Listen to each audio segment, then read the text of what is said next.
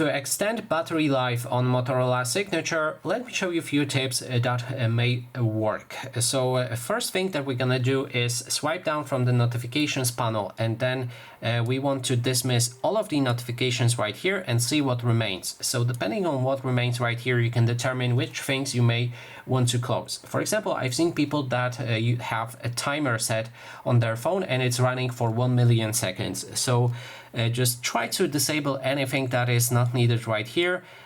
Just click and check on everything and make sure it's disabled.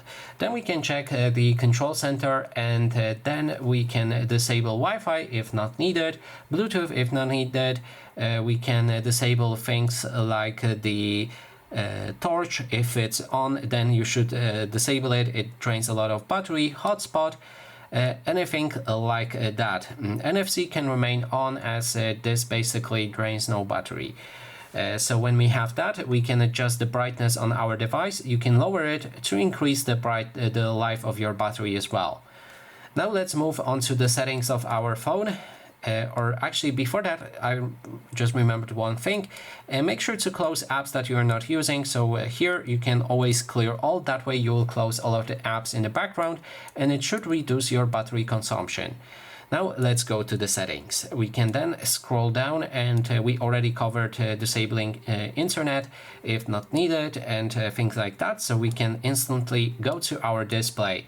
Here, activate adaptive brightness. It will automatically adjust the brightness for yourself, or if you want to save more battery, just as I said, lower the brightness yourself without adaptive option.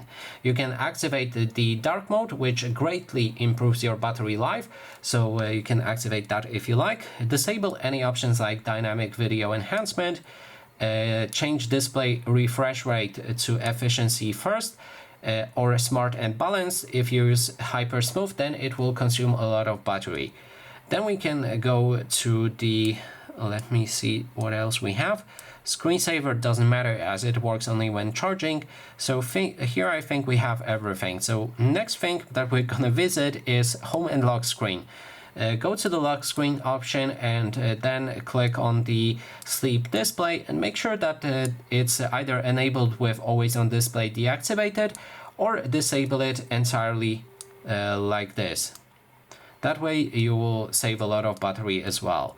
And lastly, let's visit battery settings itself.